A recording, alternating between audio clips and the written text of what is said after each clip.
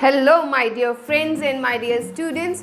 We are going to start the new chapter force of 9th class science subject.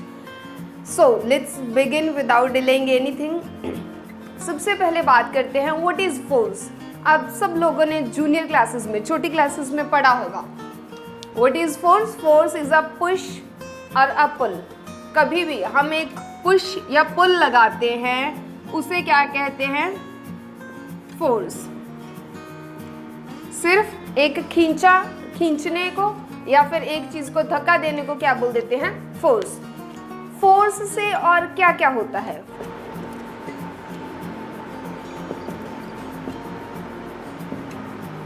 Effects of force की बात करेंगे. Firstly, force किसी object को अगर वो रेस्ट पे है उसे मूव करवा सकती है. ठीक है, चेंज स्टेट.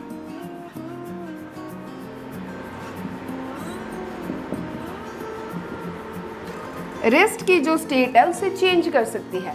सेकंड, अगर ऑब्जेक्ट मोशन में है तो वो उसे रोक सकती है ना? तो स्टॉप अ मूविंग ऑब्जेक्ट.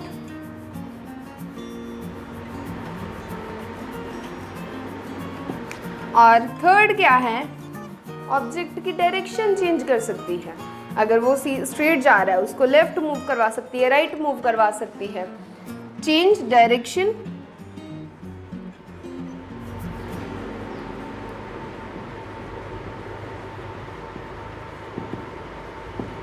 और फोर्थ,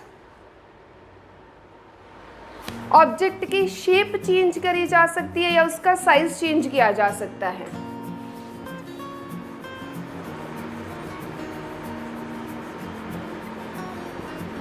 हम सभी लोग देखते हैं कि अगर हमारे पास बलून हो, हम उसको दबाएं, उसकी शेप चेंज हो सकती है. हमारे पास डो होता है जिससे हम आटा गूंथा हुआ जिससे रोटियां बनाई जाती हैं, उस पर फोर्स लगा के हम उसको प्लेन रोटी बना सकते हैं, फिर उसको बॉल जैसा बना सकते हैं. तो फोर्स के साथ शेप और साइजेस चेंज होते हैं. फिफ्थ वन इज कि इससे ऑब्जेक्ट की स्पीड चेंज करी जा सकती है. Force can change speed of object. अब ये कैसे? एक बॉल आ रही थी, बॉल बहुत स्लो आ रही थी, आपने उसे किक किया, उसकी स्पीड बढ़ गई. गेटिंग? तो ये हमारे पास 5 इफेक्ट्स हैं फोर्स की. अब फोर्सेस दो तरह की होती हैं, एक बैलेंस्ड, एक unbalanced. We are going to see the difference between balanced and unbalanced forces. Balanced unbalanced forces की पहले डेफिनेशन देखते हैं. जो बैलेंस्ड फोर्सेस होती हैं उनका मैग्नीट्यूड सेम होता है. When we apply 2 or more forces, when applied forces are equal in magnitude,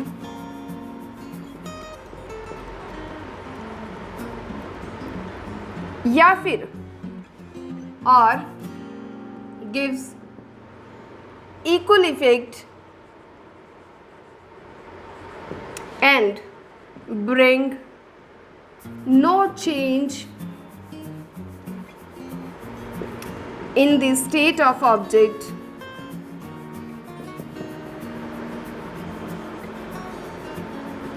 they are called balanced forces.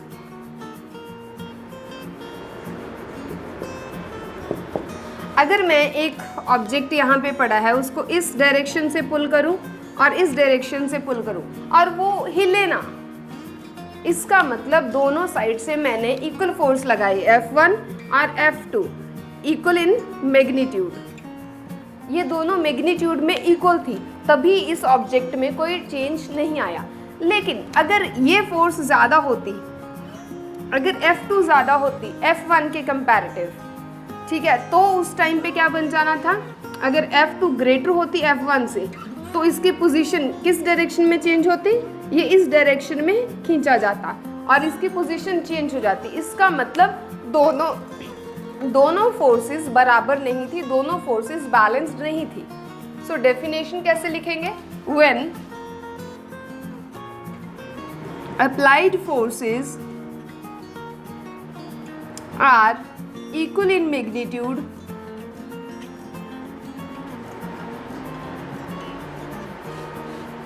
and bring change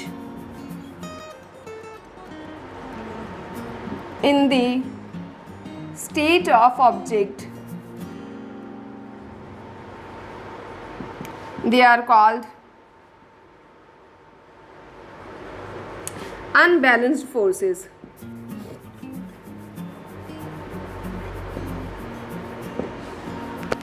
See, ये थी हमारी बैलेंस्ड और अनबैलेंस्ड फोर्सेस की डेफिनेशन। अब डिफरेंस अभी देखते हैं कि बैलेंस्ड और अनबैलेंस्ड फोर्सेस क्या कर सकती हैं, क्या नहीं कर सकती। तो जो बैलेंस्ड फोर्सेस हैं वो रेस्ट पोजीशन को चेंज नहीं कर सकती। अगर ऑब्जेक्ट रेस्ट पे है, अगर मैं ऐसे खड़ी हुई हूँ, मेरे दोनों साइड बैलेंस्ड फोर्सेस लग रही हैं, दोनों फोर्सेस इक्वल हैं, तो मेरी रेस्ट पोजीशन चेंज नहीं होएगी। लेकिन अनबैलेंस्ड फोर्सेस, क्योंकि एक फोर्स ज़्यादा होती है, एक कम होती है, तो ये रेस्ट पोजीशन चेंज कर देती हैं। और बैलेंस्ड फोर्सेस मूविंग ऑब्जेक्ट को रोक नहीं सकती, स्टॉप नहीं कर सकती। लेकिन अनबैलेंस्ड फोर्सेस स्टॉप कर सकती हैं, उसे रेस्ट पे लेके आ सकती हैं। और ये जो बैलेंस्ड फोर्सेस होती हैं, ये किसी भी ऑब्जेक्ट की स्पीड को, वेलोसिटी को एक्सेलरेट नहीं करती, लेकिन अनबैलेंस्ड फोर्सेस एक्सेलरेट करती हैं।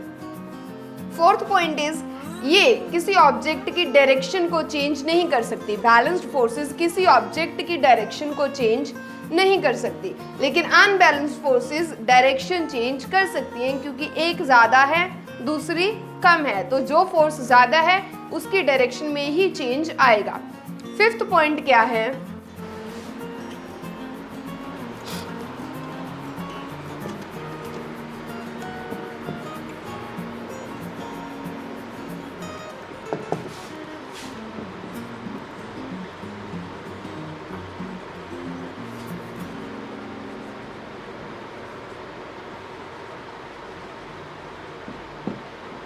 फिफ्थ पॉइंट है, बैलेंस्ड फोर्सेस सिर्फ एक चीज चेंज कर सकती हैं, शेप ऑफ द ऑब्जेक्ट। ये सिर्फ ऑब्जेक्ट की शेप को चेंज करेंगे।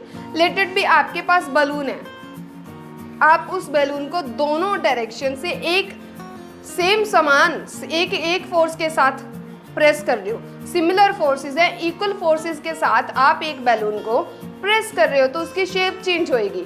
या फिर पुल कर रहे हो, एक स्प्रिंग लिया, आप उस स्प्रिंग को इक्वल फोर्सेस के साथ पुल कर रहे हो तो उसकी शेप चेंज होएगी। लेकिन अनबैलेंस्ड फोर्सेस में ऑफ कोर्स उसमें भी शेप चेंज होएगी, चाहे आप दोनों साइड से इक्वल फोर्स लगाओ, चाहे एक साइड से कम और एक साइड से ज़्यादा फोर्स लगाओ, तब भी उसकी शेप चेंज होएगी। So this is all about what is force, types of force, effects of force.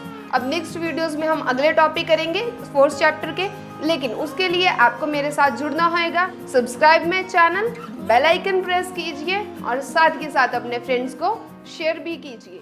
Thank you so much.